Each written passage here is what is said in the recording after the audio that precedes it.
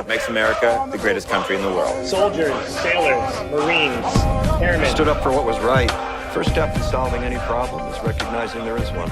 It's time we started talking. Pain isn't something we talk about. All we can ever do for our heroes is remember them. And they gave up two lives, the one they were living and the one they would have lived. They gave up everything for our country, for us. Let's pray for freedom and justice. Only be a war if soldiers are willing to fight. Less than 1% of Americans serving in uniform. Some veterans not getting the timely care that they need. The good news is that in recent years we've made historic investments to boost the VA budget. What is it? Why should we care? We should care about press freedom because we were informed. In democratic societies, free, diverse, and pluralist media enable public debates and are essential checks You don't on look power. sad. Let's discuss.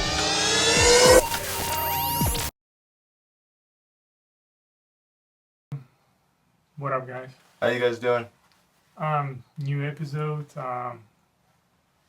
episode 18, VA service-connected disabilities, and this time we're gonna touch on hearing loss and tinnitus. So first time we go into depths, into details, and actual service-connected disabilities. Yeah. So just to give you a hint, so what are the most common VA service-connected disabilities?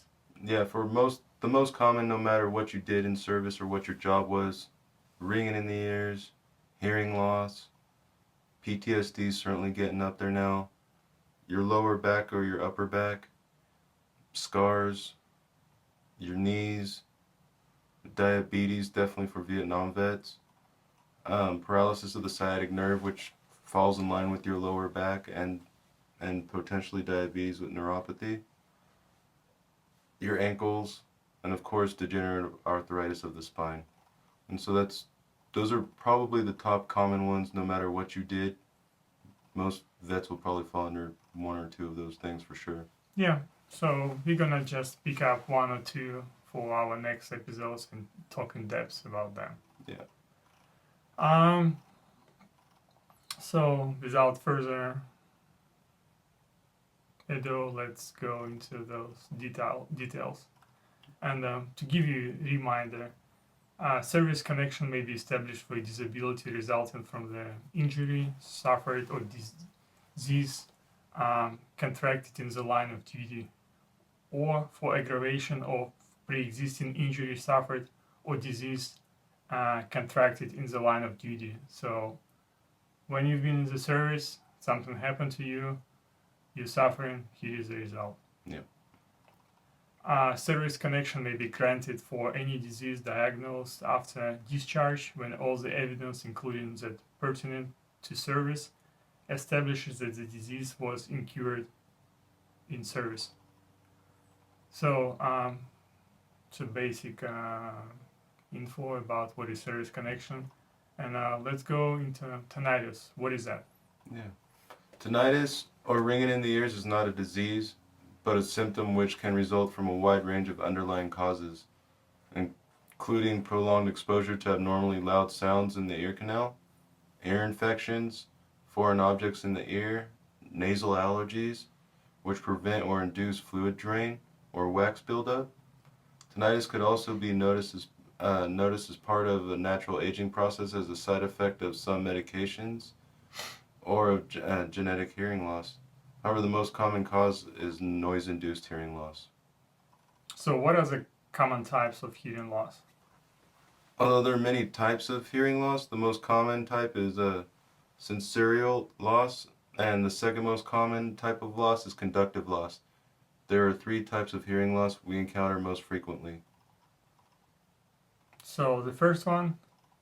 The first one also is known as nerve deafness. It is caused by damage to the hair cells in the inner ear. The inner ear is unable to transfer the sound vibrations to the brain, and it usually occurs in both ears. It's the most common type of loss, and it can result from aging, noise exposure, disease, birth defects, and nerve damage. This type of loss is usually treated with amplification or hearing devices.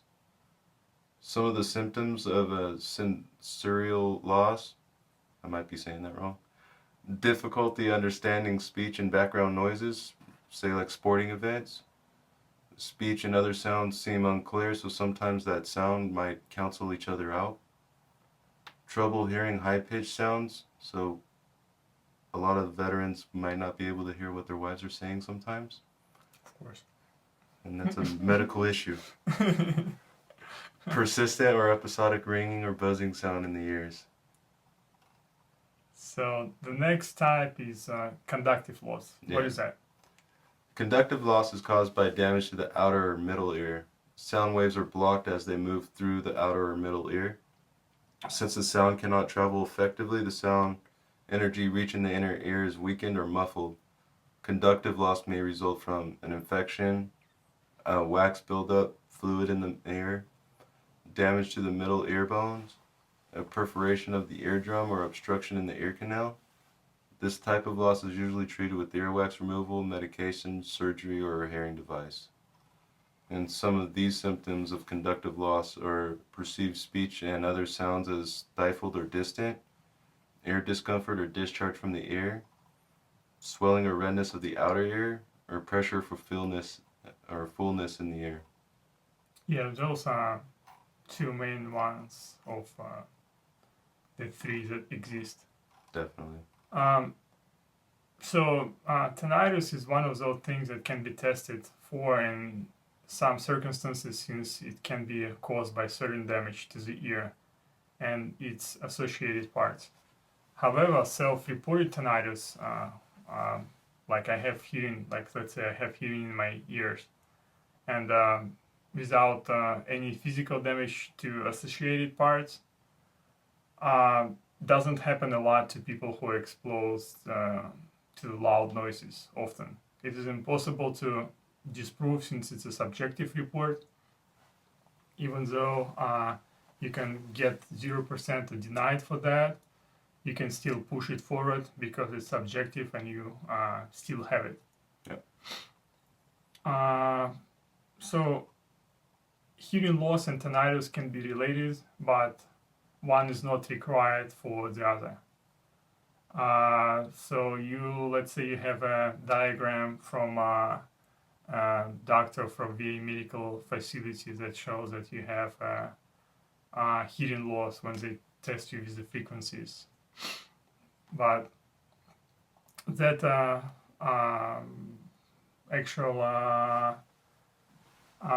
audiogram doesn't entitle you 100% to disability based on what do you have, unfortunately. So as far as for civilian doctors, it's better if you would have evidence from them as well. How does it affect your life? How actually much you use your ears on a daily basis, even though it's pretty much obvious that you need to hear what's going on, or how that ringing affects you. Because what's going on lately, most likely, even though it's one of the biggest disabilities, you might get denied easily. Yeah. So you don't want to leave it vague, like it could have been this or that. Talk about how you got it in service. So talk about those loud things, flight lines, artillery, all that fun stuff. Yeah, having a combat action badge might help a lot as well. Definitely.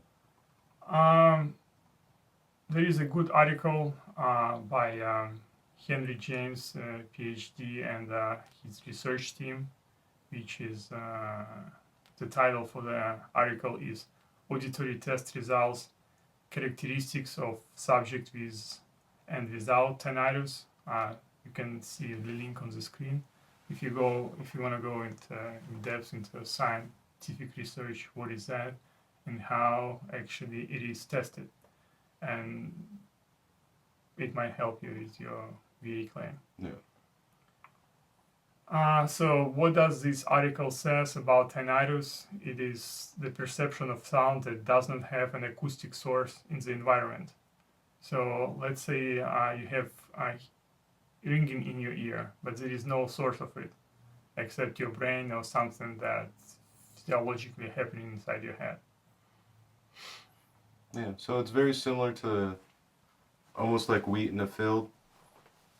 When those little hairs are picking up sound, and that's where it turns into electrical impulses for your brain to figure out. What happens, especially when you're in a loud noise environment, is sometimes those hairs get damaged, and now they're misfiring or touching each other. And that's why you're hearing this ringing in your ears when nobody else hears it. It's because it's your brain picking up electrical signals that aren't necessarily there. So imagine if like that wheatgrass in the field kind of fell over and it's firing off almost like a short. Yeah, you can also refer besides that article to duty MOS hearing loss. Probability charge is via fast letter 10-35, and this letter actually introduces the duty MOS noise exposure listing, so you can find your MOS, and that letter will tell you if you are more likely than not to be exposed to loud noises, if you don't have any other evidence. Yeah, at least try to use this.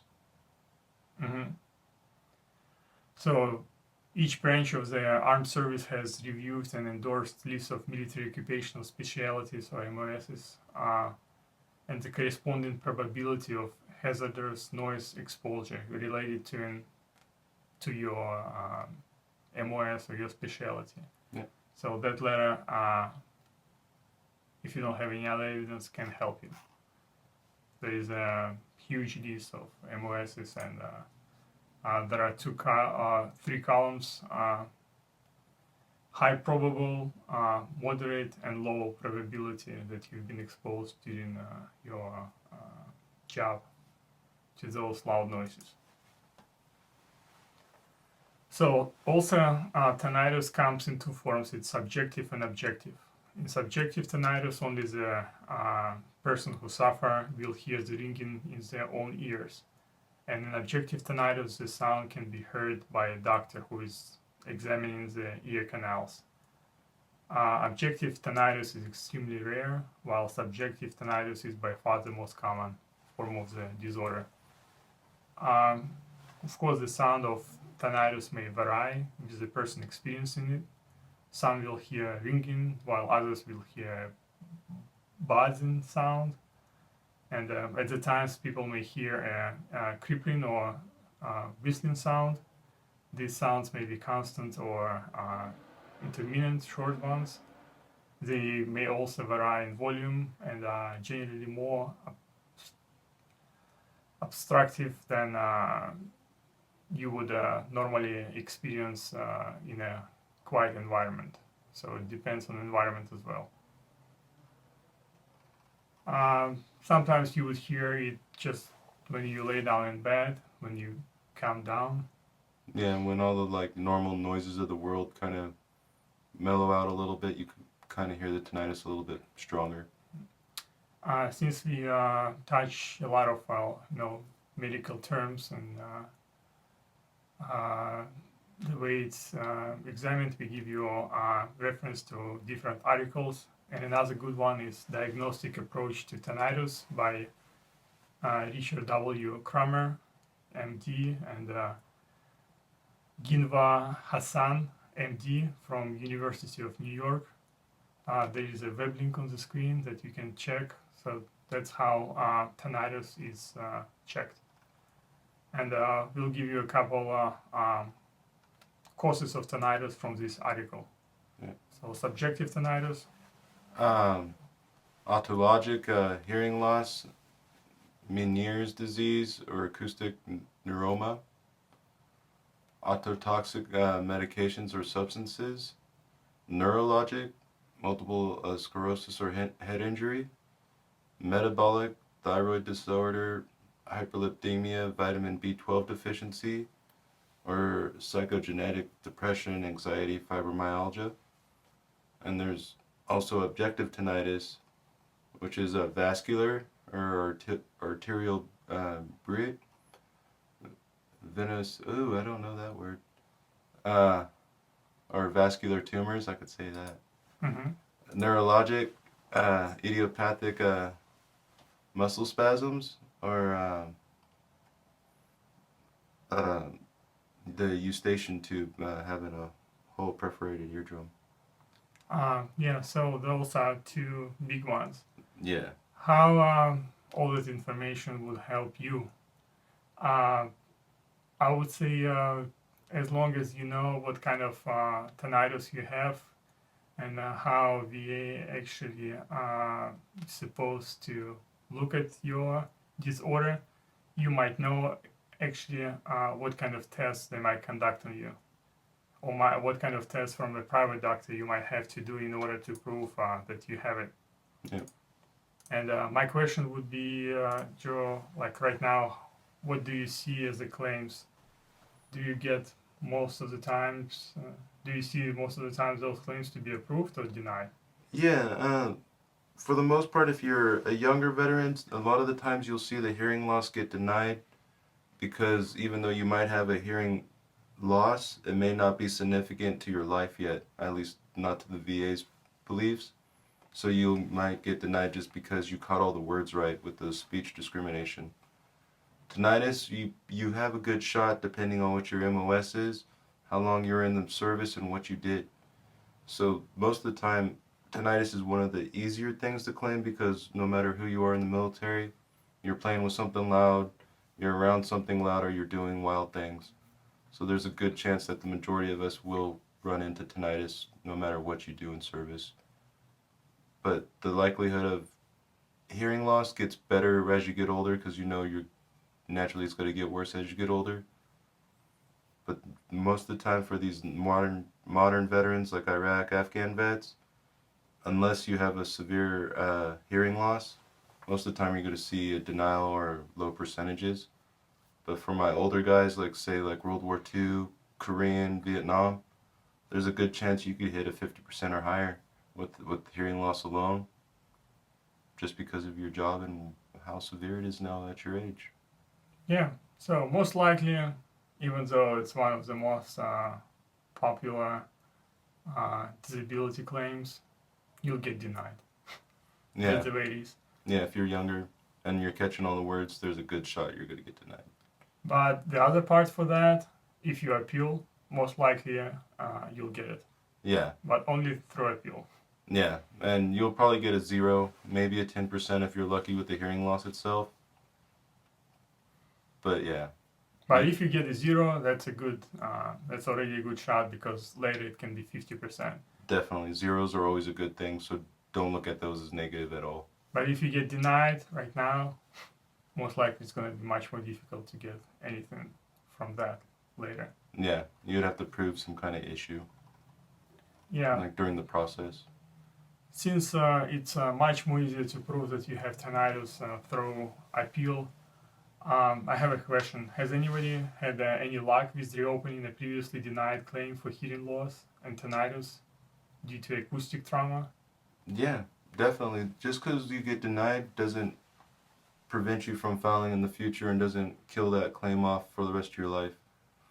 In order to successfully reopen a previously and finally disallowed claim, the law requires the presentation of evidence that is both new and material.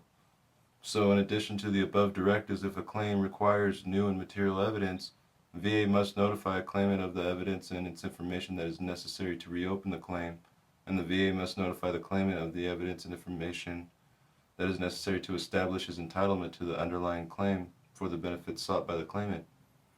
In essence, the VA's obligation to provide a claimant with the notice of what constitutes new and material evidence to reopen service connection claim includes the type of evidence that describes the basis for the denial and the prior decision, and describes what evidence would be necessary to substantiate that element or elements required to establish service connection that were found insufficient in the previous denial.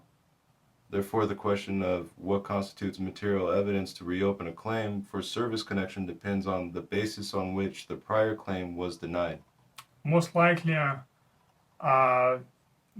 you'll get denied because, as Joe said, you'll get all the words right, or you pass that audio like frequency exam. But let's say it happened maybe 2-3 years ago, and now you have all the evidence that actually it affects you in life, all the lay evidence, and that alone constitute a good shot for that claim to be approved. A really good one. Yeah. So pretty much, if you don't let it go and build up your claim, you'll have a good opportunity to appeal your initial assessment. Yeah. So and always look at why they deny you. I know a lot of vets get mad when you see the denial, but read the reasons to why, and then you'll have a better idea of where you're at. Yeah, but most likely it's going to be just based on a doctor's exam at VA. Yeah. Because there's pretty much every second veteran claims that he has some kind of hearing loss or audio trauma. Yeah. So VA is pretty good at testing for that disorder. So, so new evidence that you find, your lay evidence or whatever evidence you have from private doctor or something else, means that evidence that was not previously submitted to agency. So anything new that you have, you don't have to explain why you didn't submit it. You might have to explain it to the judge, but VA most likely they won't ask you. At least that's what I understand. No, yeah, no, I agree. So, so new and material evidence can be neither cumulative nor redundant of the evidence of record. So if you have a body letter already on the record, and you get another body letter from the friend that's been with you during that time that says exactly the same, it's redundant. So, service connection. So let's say the veteran seeks service connection for tinnitus. He asserts that in service he has an acoustic trauma, and which actually continued to the present, and which means that he still suffers. The veteran maintains that he first noticed tinnitus in service and that the ringing in the ears has continued since that time. That would be our background story for the appeal. So service connection may be established for a disability resulting from injury suffered or disease contracted in the line of duty. That means that this situation falls under VA rule. Service connection may be granted for any disease diagnosed after discharge. That also falls under this rule. Where there is a chronic disease shown in such a in service or within the presumptive period under VA regulation or so to permit a finding of service connection, subsequent manifestations of the same chronic disease at any later date, however remote and service connected, unless clearly attributed to intercurrent causes. That's kind of a difficult, sentence to grasp, which means that if there is a disease that you are still suffering, and the period in between which you actually can claim that disability didn't run out, you can still claim it. Yeah. So, the credibility and weight of all the evidence, including the medical evidence, should be asserted to determine its probative value, and the evidence found to be persuasive or unpersuasive should be accounted for, and reasons should be provided for rejecting any evidence favorable to the claimant. So that goes to all the lay evidence that you're going to be presenting to the judge or to Board of Appeals. Equal weight is not accorded to each piece of evidence contained in the record. Every item of evidence does not have the same probative value. So that means if you have 5 documents, 5 different lay evidence for to support your claim that you are appealing, it doesn't mean that each of those papers would have 15 or 20% out of 100. Some of them are more important, some of them less important. It's on judge to decide. The only evidence weighing against the claims is the VA examiner's opinion, which is based at least in part on 2 factors. That's a situation, it's not and rule. So that most likely judge gonna have on file. So one of those factors would be that there is no definitive data to show tinnitus at the time of the veteran's discharge from service, but it's because probably the radar overlooked that information, but most likely he didn't give all necessary documents and information for them to consider. And the second factor would be that the veteran had post-service occupational and recreational noise exposure in addition to his in-service noise exposure, because you're a hunter and you hunt, and that's what happened. That's what was happening after you've been discharged, and that's why that activity actually affected your normal hearing.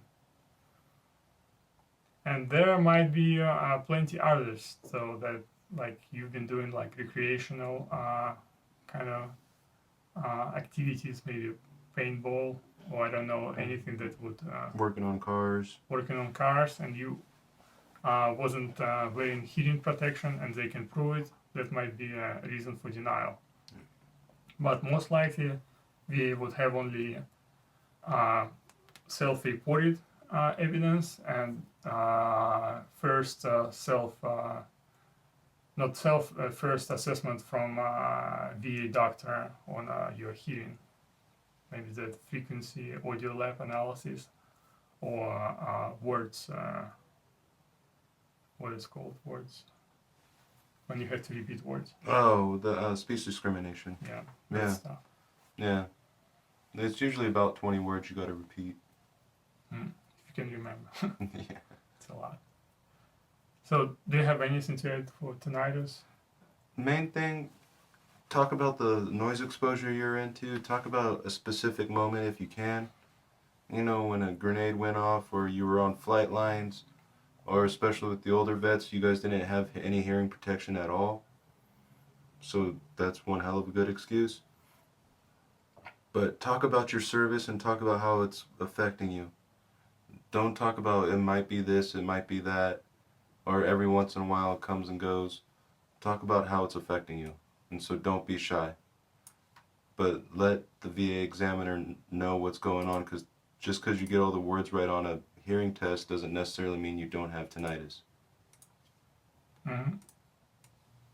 That's true. But keep in mind, for younger vets, you got much better shot if you appeal. Yeah. Yeah.